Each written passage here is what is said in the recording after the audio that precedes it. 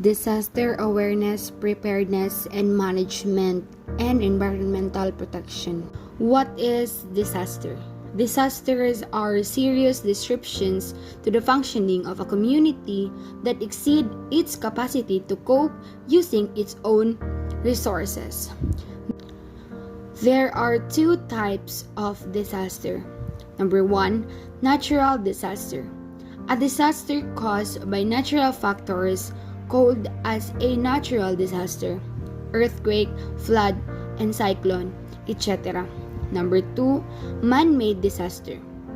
A disaster caused due to the human activities, wars, fire accidents, industrial accidents, etc.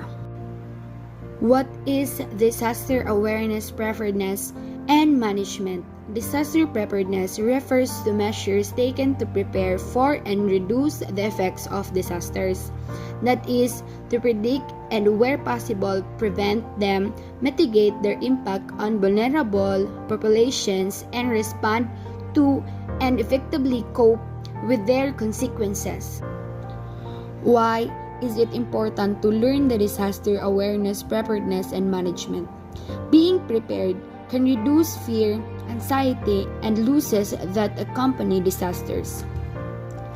Communities, families, and individuals should know what to do in the event of a fire and where to seek shelter during a powerful storm.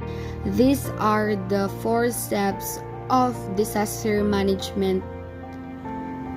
Number 1, mitigation, planning and zoning, floodplain protection, property acquisition, and relocation or public outreach project of disaster.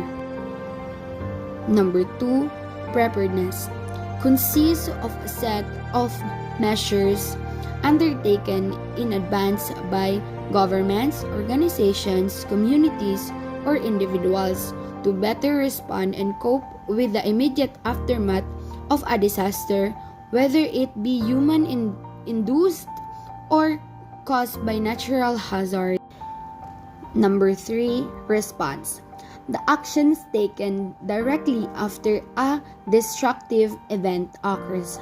This may include but is not limited to search and rescue efforts, emergency healthcare and injury assessment, and lastly, the recovery. Actions taken to return a community to normal or near normal conditions, including the restoration of basic services and the repair of physical, social, and economic damages.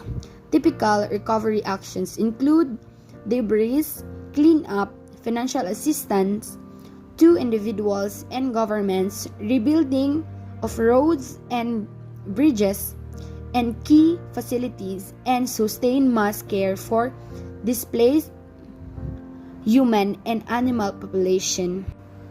What are the preparedness during the disaster?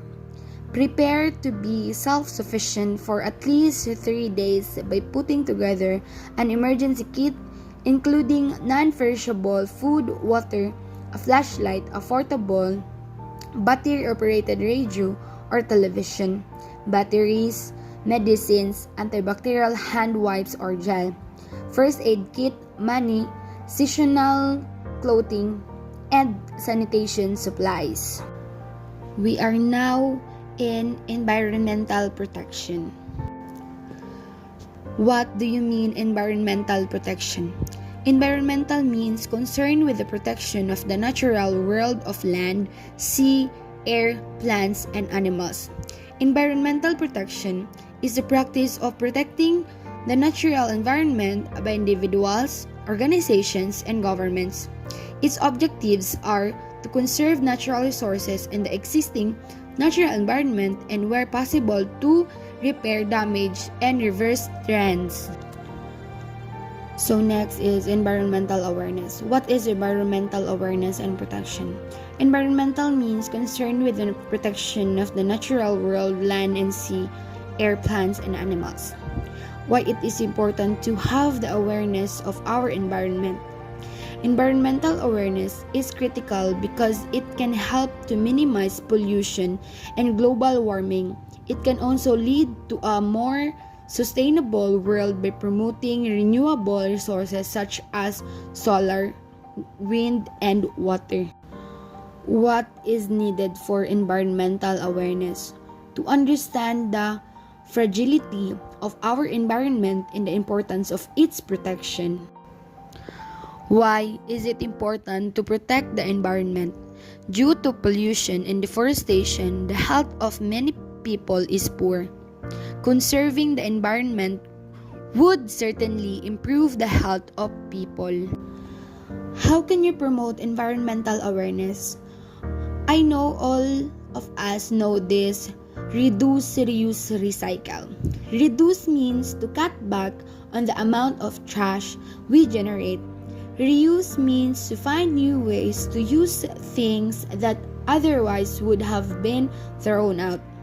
Recycle means to turn something old and useless, like plastic milk jugs, into something new and useful, like picnic benches, playgrounds, equipment, and recycling bins.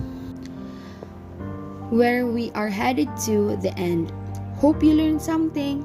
Hope this can help everyone to be aware in any disaster and to protect our environment. Thank you for watching. Don't cause a scene. Keep your area clean.